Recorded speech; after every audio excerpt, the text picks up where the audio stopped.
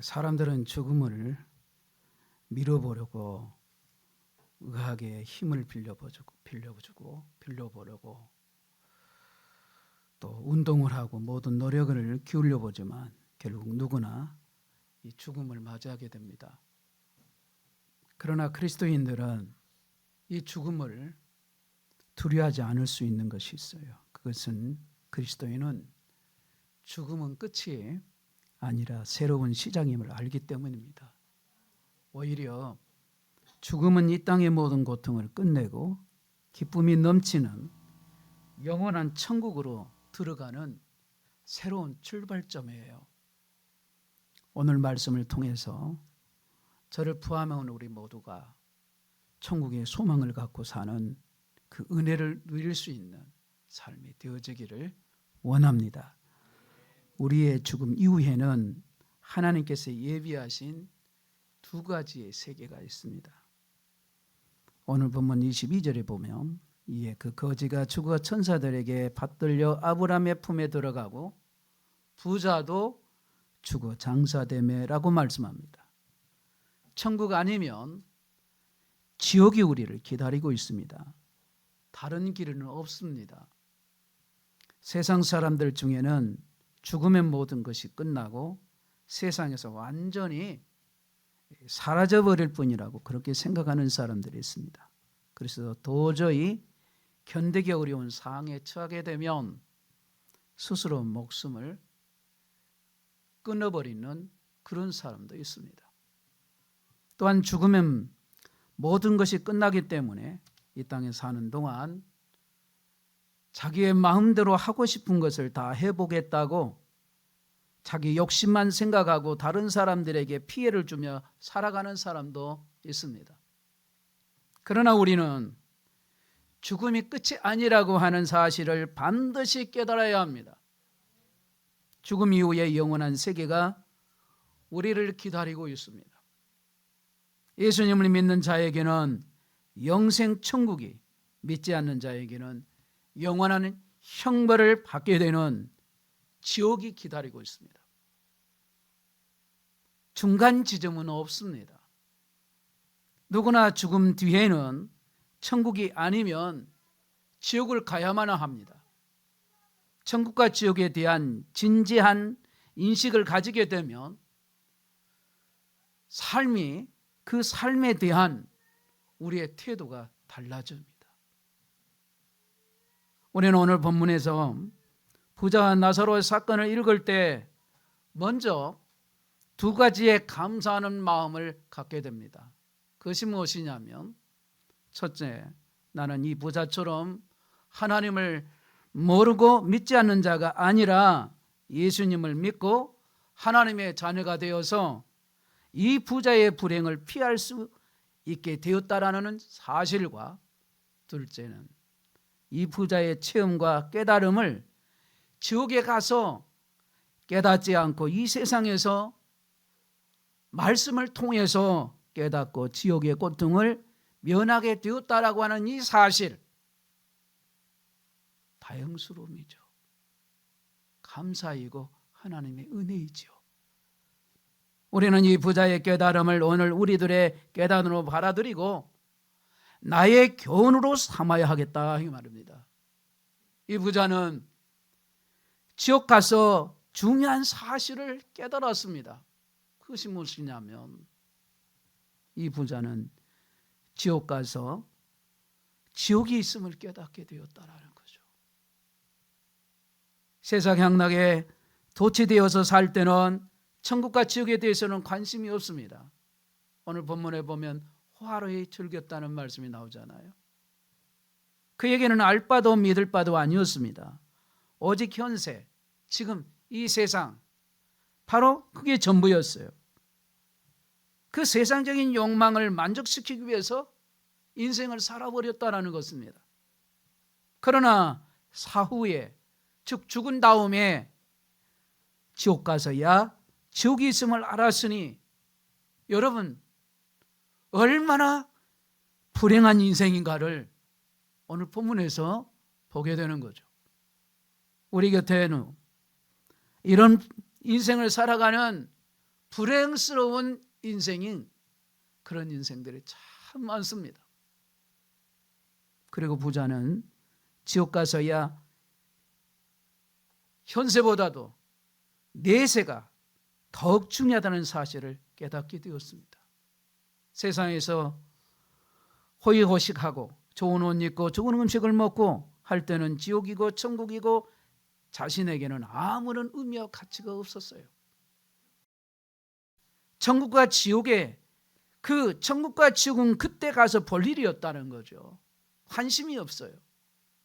다만 내 육체에 생명이 붙어 있는 동안에는 닥치는 대로 사는 거다라면서 큰소리쳐서 치면서 살았던 거죠.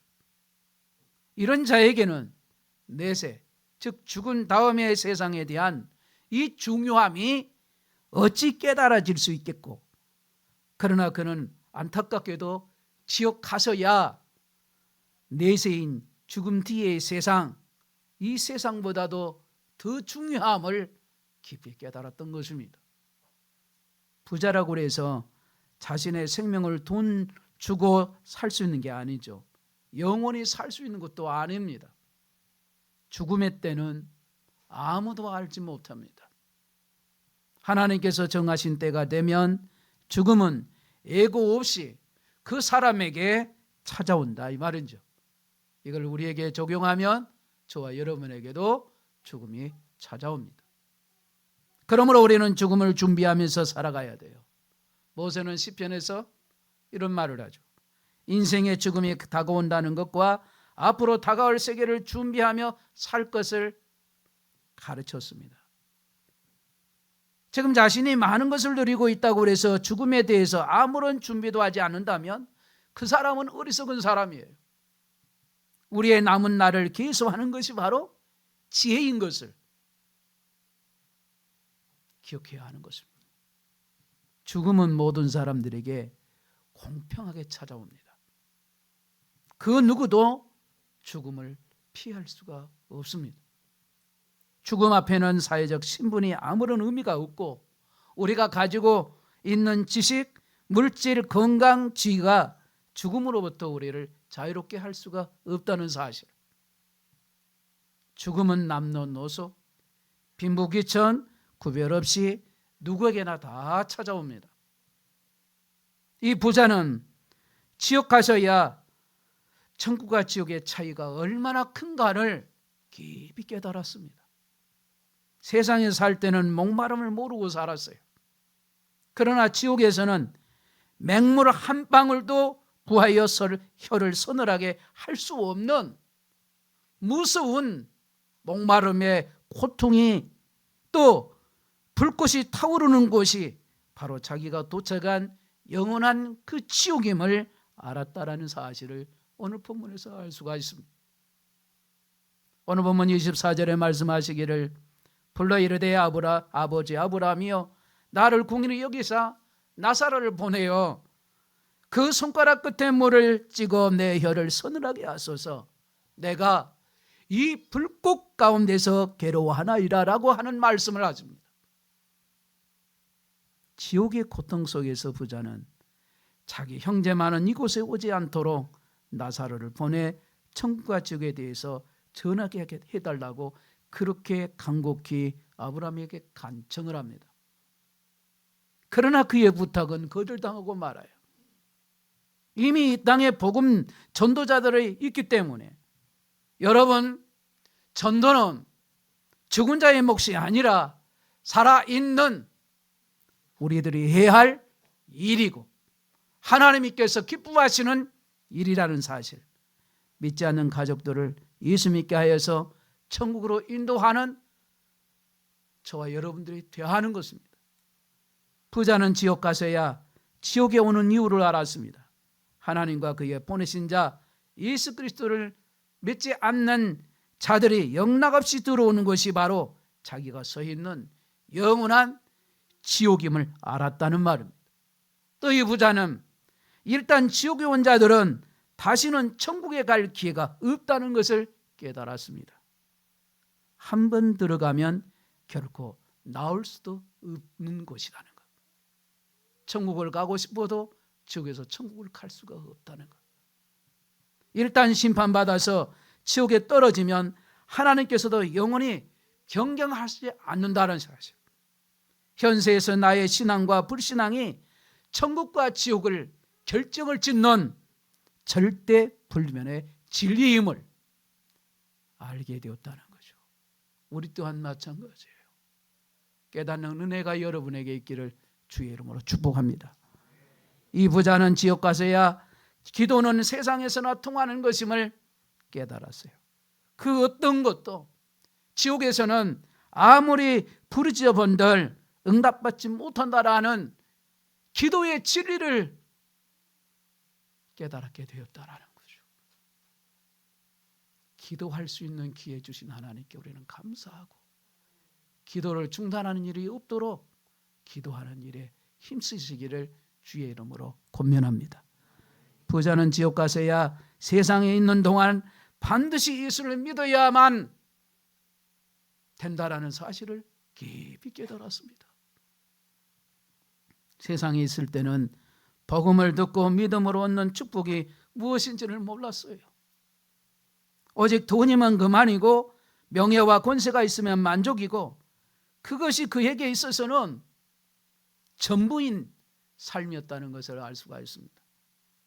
그러나 지옥에 와보니 재물, 명예, 권세는 아무 필요가 없고 오직 예수님 한 분만을 믿는 믿음만 있으면 최고의 만족이라는 사실을 그가 지옥 가서서 피로써 절감을 했다라는 거죠. 부자는 지옥 가서 불신 형제와 이웃에게 하급하게 복음을 전하지 않으면 안 된다는 사실, 그 진리를 깨닫게 된 겁니다. 깨달음도 내 생명이 있는 동안에 깨달아야지, 지옥 가서 이 부자처럼 깨달으면 아무런 소용이 없다는 것을 말씀 속에서 깨닫게 돼요.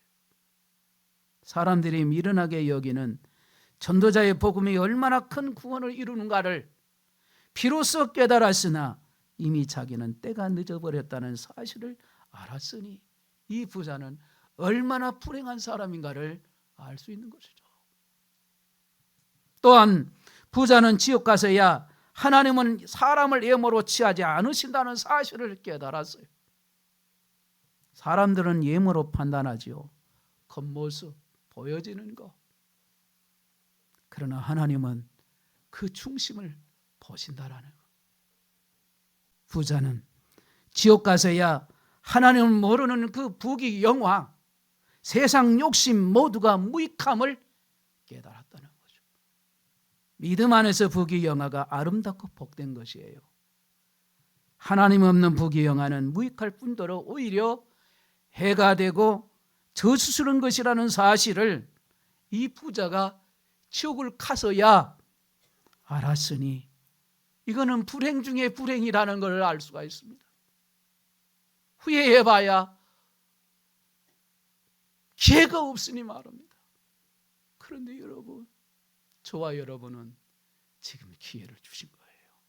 회개할 수 있는 기회, 사랑할 수 있는 기회, 용서할 수 있는 기회.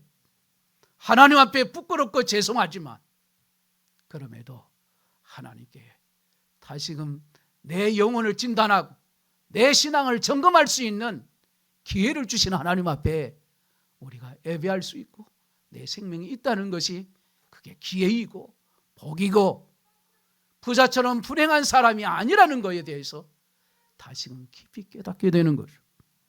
이제 우리는 이 본문의 진리를 통해서 다시 한번 저와 여러분, 저를 포함 우리 모두가 정말 충격을 받아야 돼요. 이걸 좋게 표현하면 신선한 충격을 받아야 될 뿐만 아니라 이 부자가 지옥에서 깨닫는 그 깨달음을 우리도 절실하게 깨닫고 날 구원하신 하나님께 감사하며 내 가족, 내 민족, 온 세계 모든 족속에게 하급히 복음을 전하는 이 부자처럼 지옥의 저주와 고통에 빠지지 않고 오직 믿는 자만이 얻는 영원한 천국의 영화를 얻도록 우리 모두가 힘써야 하겠다 하는 사실을 깊이 깨닫게 됩니다. 우리에게 중요한 것은 죽음 이후에 맞이할 영원한 천국에서의 영광스러운 삶을 위해서 항상 준비하는 삶을 살아가야 한다는 점이에요. 여러분, 나는 젊으니까, 나는 어리니까, 우리 주일학교 어린 아이들부터 시작하면 나는 젊으니까, 나는 청년이니까, 아닙니다. 절대로 그렇지 않습니다. 죽음은 어느 날 갑자기 찾아오기에 어린아이에게도 찾아오고 어른에게도 찾아오고 청년에게도 찾아오기에 우리는 항상 준비하는 삶, 믿음 준비를 잘하라는 말입니다. 여러분, 우리 모두는 무슨 일을 하든지 누구를 만나든지 구원의 관점에서 보는 것이 하나님의 비밀을 아는 사람이기에 우리 모두는 하나님의 비밀을 아는 사람이란 말입니다. 그래서 크리스찬이라는 말은요, 영원히 사는 사람이에요. 성도란 무엇보다도 이 사실을 믿는 사람이 성도이기요. 그러니 여러분, 우리 모두는 하나님 앞에 기회 주심에 대해서 오늘도 감사하는 저와 여러분이 되어야 합니다. 2020년 다니엘 기도 때 간증했던 천정은 자매님이 쓴 나는 주님의 것입니다라는 책을 썼습니다. 이분은 말기암 환자로 시한부 인생을 살면서 암과 싸우고 있는 분이에요. 원래 서혜경 선생님의 제자로 피아니스트였고 또 공연 기획사로 바삐 살다가 몸이 안 좋아서 병원에 가서 진단을 해보니까 2011년 10월에 유방암 말기인데 이미 암이 온몸에 다 퍼졌습니다. 그래서 의사가 이제 한 1년밖에 못 살겠다, 시한부 인생을 선고를 받게 돼요. 이 암이 뼛속까지 폐까지 다 들어가기 때문에 의학적으로는 치료받는다는 것은 불가능한 일이었습니다. 그런데 예수님 믿고 나서 하나님의 은혜 가운데 수술을 받고 손도 못 댄다고 했는데 수술을 받고 다시 암과 싸우면서 86차 정도, 86회가 넘는 항암 치료를 받습니다. 제가 아는 사모님은 지난번에 37차 항암 치료를 받더라고요. 대장암 말기로. 그런데 이분은 86차가 넘었어요. 지금까지 자신이 암과 싸우고 매 순간 고통스럽고 힘든 상황을 살고 있으면서 하루에 1시간에서 3시간을 기도를 하면서 약 400명 넘는 구원받는 사람들의 그 사람의 이름을 써놓고 간절히 매일 기도를 한다는 겁니다. 그리고 죽어가는 암 환자를 찾아가서 열심히 전하는데 많은 암 환자들이 예수 믿고 고침받고 또 그 중에는 천국 가기도 하면서 하나님의 은혜를 함께 나누고 있다는 것입니다. 이번에 쓴 책 나는 주님의 것입니다라는 마지막에 이와 같은 고백이 기록되어 있습니다. 하나님은 우리에게 결코 나쁜 것을 주시지 않는다. 나는 처음에 하나님이 나를 정신 차리게 하시려고 암을 주신 줄 알았다. 그러나 암은 결코 하나님이 주신 게 아니었다. 내 죄의 습관으로 생긴 질병이었다. 하지만 암이 없었다면 내가 죽기까지 예수님을 내 주인으로 고백할 가망이 없었을 것이다. 그래서 암은 선물이었다. 이 고백을 하는 거예요. 그러고 이어서 1년 반 만에 재발되었는데 나는 알았다. 이번에는 진짜 선물이구나. 그런 고백을 한 다음에 첫 발병부터 재발까지 7년이 넘도록 나는 호락호락하지 않는 싸움을 이어왔다. 항호르몬과 방사선 항암치료를 끊임없이 받으며 약이 바뀔 때마다 다른 사람이 겪지도 않는 부작용을 몇 배로 고통스럽게 겪어내야 했다. 투병을 하면서도 하루도 빠짐없이 새벽을 기도로 깨우고 영혼 구원에 힘쓰며 기를 쓰고 예배에 참석했다. 진정한 예배자의 모습을 보게 되죠. 주님은 그런 나를 예쁘게 보셨는지 천국 소망이 없는 환자들을 맡겨주셨다. 주님의 뜻을 이루어 드리기 위해 덤으로 주어진 시간 동안 암 환자를 만나는 일은 나의 유일한 소망이자 값없이 부어지는 은혜이다. 주님은 항상 나와 함께 하셨다. 할렐루야. 이런 고백이 그의 책 마지막 글에 소개되고 있어요. 여러분, 늘 저 영광스러운 천국을 바라보면서 저와 여러분도 믿음의 전지를 할 수 있는 삶을 살아가는 저와 여러분이 되어야겠습니다. 믿음도 성장하고 성숙되어지는 우리 모두가 되어집시다. 우리 모두가 하나님처럼 사랑하지 못하는 사람이 죽고 난 다음 어떤 처지에 빠질지 주님께서는 누가복음 오늘 우리가 읽었던 이 16장 부정한 나사로 이 이야기를 통해서 말씀을 하신 것입니다. 오늘 본문에 보시면 여기서 부자의 죄가 무엇입니까? 성경에 특별한 죄가 나오지 않습니다. 날마다 잔치고 산 것이 죄입니까? 부자의 죄는 하나님처럼 사랑하지 않았다는 것입니다. 부자에게는 사랑이 없었던 것은 아니었습니다. 얼마나 간절히 형제들이 지옥에 오지 않게 해달라고 간청을 합니까? 그에게는 분명히 사랑이 있었습니다. 그러나 가정이나 형제는 사랑했지만 집 앞에서 굶어 죽어가는 거지 나사렛에게는 사랑이, 또 그에게는 그런 마음이 가지지 않더라는 거죠. 없었다는 얘기예요. 이것이 부자의 죄였습니다. 요한서신에 보면 믿음을 사랑으로 바뀌었어요. 표준 서번역 성경에 요한 1서 4장 20절을 좀 쉽게 번역을 해서 제가 소개를 합니다. 그게 이렇게 나와 있어요. 하나님을 사랑한다고 하면서 자기 형제자매를 미워하면 그는 거짓말장입니다. 보이는 자기 형제자매를 사랑하지 않는 사람이 보이지 않는 하나님을 사랑할 수 없습니다. 이것은 거짓말장이가 생겼기 때문입니다. 누가 거짓말장입니까? 예수님을 믿는다고 하면서 자기 형제를 미워하는 자예요. 형제를 미워하는 사람은 말만 믿는다고 했지 실제로는 믿지 않는 자라는 것입니다. 그러므로 우리가 전도할 때 믿음으로 사망에서 영생으로 옮겨졌다고 가르쳐야 합니다. 그러나 믿는 자에게는 사망에서 생명, 그 영생으로 옮겨진 증거, 곧 사랑이 있는지를 반드시 확인해야 된다는, 이것은 다른 기준이 아닙니다. 요한복음 1장 12절에 분명히 예수님을 영접하는 것을 믿음이라고 말했기 때문이에요.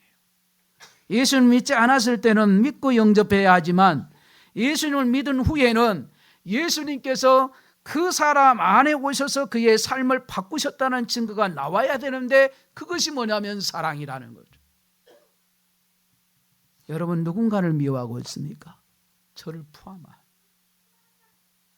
그리스도인은 의견 대립도 있을 수 있고 화를 낼 수도 있고 싸울 수도 있습니다. 그러나 미워하고 살 수는 없습니다. 형제를 미워한다는 것은 자신이 영적으로 매우 위험한 상태임을 말해주고 있기 때문에 그래요. 여기서 우리가 분명히 깨달아고 알아야 할 사실은 미움의 영은 사탄입니다. 요한일서 3장 15절에 말씀하기를 그 형제를 미워하는 자마다 살인하는 자니 살인한 자마다 영생이 그 속에 거하지 아니한 것을 너희가 아는 바라. 이 말씀은 정말 두려운 말씀 아니겠습니까? 베드로는 사도 바울로부터 공개적으로 책망받는 적이 있었습니다. 갈라디아서 2장 11절의 게바가 안디옥에 이르렀을 때에 책망한 일이 있기로 내가 저를 면책하였노라. 이 일은 예수님의 수제자였던 베드로의 명예에 심각한 손상을 입힐 수 있는 일일 수 있었습니다. 그러나 베드로는 사도 바울을 미워하지 않았습니다. 여전히 사랑했습니다. 베드로후서 3장 15절에 또 우리 주의 오래 참으심이 구원이 된 줄로 여기라. 우리 사랑하는 형제 바울도 그 받은 지혜대로 너희에게 이같이 썼고 그랬습니다. 하나님처럼 사랑하여야 두려움이 사라져요. 요한일서 4장 18절에 말씀하기를 사랑에는 두려움이 없습니다. 완전한 사랑은 두려움을 내쫓습니다. 두려움은 징벌과 관련이 있습니다. 세번역 성경을 좀 이렇게 제가 말씀을 드리고 합니다. 그러니까 두려운 사람은 아직 사랑을 완성하지 못한 사람이라는 거예요. 완전한 사랑이란 하나님처럼 사랑하는 거라는 거예요. 하나님 나라의 시민이라는 증거가 있으니 세상에서 좋은 것 다 빼앗기고 바보 소리를 들어도 마음이 평안합니다. 그러나 사랑하지 않는 사람은 세상의 온갖 것을 다 가지고 누려도 마음은 늘 불안합니다. 죽음의 순간에 다가오는 것이 두려운 거예요. 아주 두렵습니다. 어떤 사람들은 죽을 때 평안하게 죽고 싶다고 기도 부탁을 하시지만 사실은 더 중요한 것은 두려움 없이 하나님 앞에 설 수 있게 해주세요라는 기도인 것입니다. 하나님 앞에 섰을 때 두렵기만 하고 가슴이 뛰어서 견딜 수 없다면 어떻게 하시겠습니까? 일평생 편안하게 잘 살았으면 뭐 하겠습니까? 그러므로 가정이나 교회에서나 옳고 그런 것도 살펴야 하지만 사랑을 놓치면 안 되는 것입니다. 사도 바울은 고린도전서 13장 2절에서 사랑이 없으면 아무것도 아니오라고 했습니다. 이처럼 성경에 하나님처럼 사랑이 얼마나 중요한지를 말씀하고 있는데도 왜 하나님처럼 사랑해야 한다는 생각이 희미해질까요? 천국, 지옥, 심판에 대해서는 듣기만 했지 자기 자신의 현실 문제로만 여기지를 못하기 때문이라는 거예요. 천국과 지옥은 그냥 듣기만 하는 거예요. 개인의 죽음도 깊이 생각해 보지 않고 살아요. 천국을 바라보면 누구나 사랑하게 됩니다. 미워하고 원수 맺고 싸우고 살 사람이 한 사람도 없게 될 겁니다. 혹시 여전히 하나님처럼 사랑할 자신이 없어서 걱정하는 분이 계십니까? 아닙니다. 걱정이 웬 말입니까? 오히려 저와 여러분을 하나님처럼 사랑하게 해 주실 그 사랑해 하실 주 예수님에게 기대를 가져야 하는 겁니다. 사랑은 성령의 열매입니다. 성령 하나님께서 사랑하게 하신다고 말씀해요. 갈라디아서 5장 여러분 22절을 너무 잘 알지 않습니까? 오직 성령의 열매는 사랑과 희락과 화평과 오래 참음과 그렇게 쭉 나오죠. 9가지 열매가 나오지 않습니까? 우리가 회개해야 할 것은 사랑이 없는 게 아니라 사랑하게 해달라는 갈망이 없다라는 게 문제라. 하나님, 사랑하게 해달라는 갈망이 내게 없으니 이제는 사랑할 수 있는 갈망을 제게 간절함 사랑하며 살게 해주세요. 사랑 없는 나를 용서하시고 사랑하게 해주세요. 사랑하게 해주세요. 주여 살려주세요.